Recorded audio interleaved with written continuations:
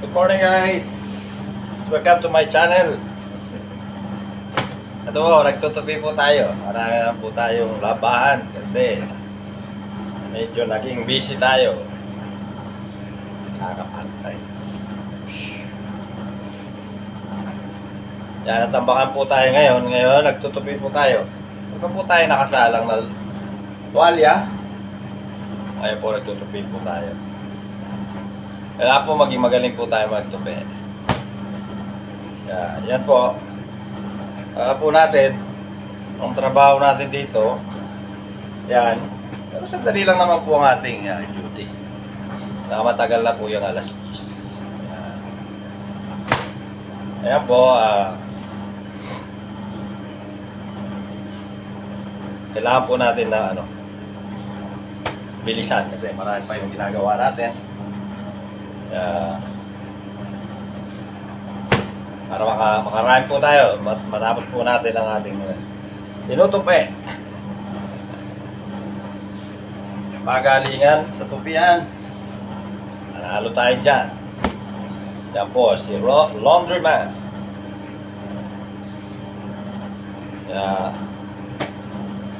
Bilis-bilisan natin. Madami. Lagay ko itong tuwalya ko, tuyo na rin siya. Ginagamit ko sa clinic. Kanina pa po yan umiikot para isunod natin yung pangatlo nating sala. Isa para pong yan, paulit-ulit lang po ang ating ginagawa kasi yun po ang ating trabaho. Kaya lang po ako nag-upload ng iba kasi minsan wala akong maisip na content. Kaya na-upload ko po yun yung mga nakikita ko maganda.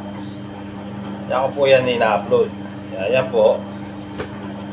Ay, tutupi po tayo.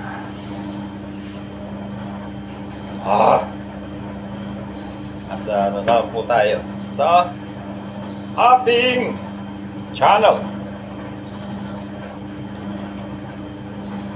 Po yan, guys. Tsaga-tsaga na. At sana palain tayo ng Diyos sa ating mga ginagawa, saka yung mga taong inspired na nagsisikap na sana pagpalain po tayo lahat. Palain tayo po ng lahat ng Diyos.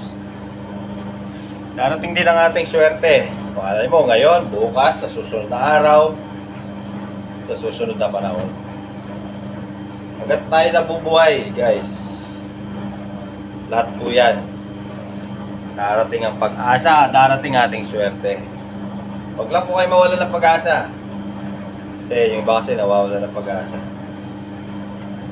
Pero po dyan na yumaman or masenso sa edad na 60. Ang may-ari ng KFC. Doon po siya yumaman. Kaya ako, ganun din po. Hindi po ako nawawala ng pag-asa.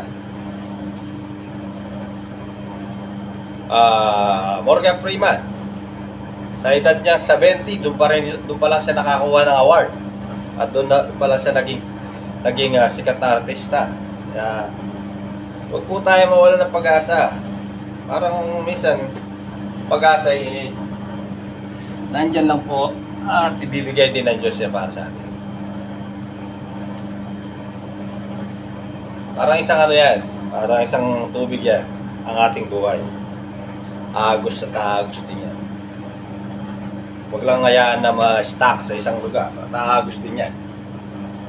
Para hindi siya masaya, at hindi mabumahaw.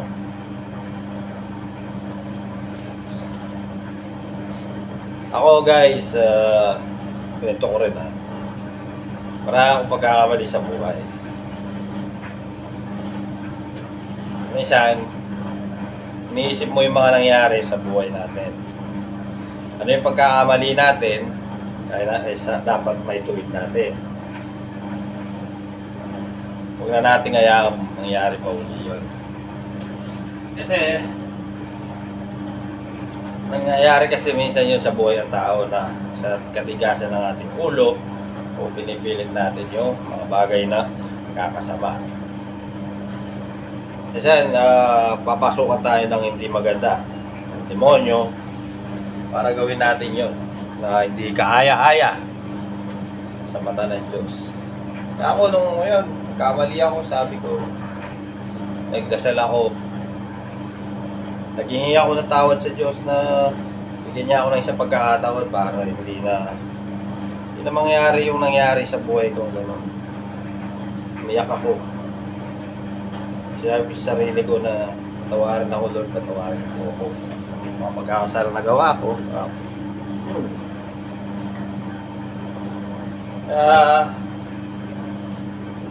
Nagsisiya ko na yung mga bagay na nangyari sa buhay ko na ayoko nang mangyari ulit yun.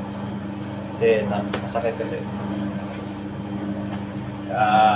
Guys, maging masaya lang tayo sa ating buhay at lagi nating isipin. Ang Diyos laging nandiyan para sa atin, gagawa ng paraan at magbibigay ng linaw sa lahat ng sa ating mga problema. Hindi man tayo perfectong tao, pero kailangan huwag lang tayong mawalan ng pag-asa. Lagi po tayong kumapit sa Kanya. Lagi po tayong magdasal. Lagi nating sa puso ang ating pagdarasal sa ating buhay, lahat ng mahal natin sa buhay at maging maayos sila. Hindi man tayo magiging maayos, mga mahal natin sa buhay magiging maayos sila. May mga bagay kasi na minsan hindi natin kayang ibigay sa ating mga anak at hindi natin kayang pagkaloob yung mga gusto nila. Isa na lang ang ating pwedeng gawin. Pagdasal natin sila. At maging maayos din ang buhay nila. Makapag-aaral sila ng mabuti. At mag-ano sila. Matakot sila sa Diyos. Yun ang lagi kong pinagdarasal na sana maging mabuti mga anak ko. Kaya po guys, hanggang sa susunod, tignan ko muna ang aking laundry.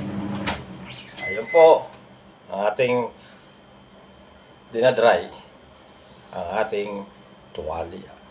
Guys, maraming salamat po sa panonood at maraming salamat sa pag-subscribe ni Paring Marvin. Maraming salamat sa iyo, Paring Marvin. Marvin Lopez from Nueva Ecija. Shoutout sa iyo, pare.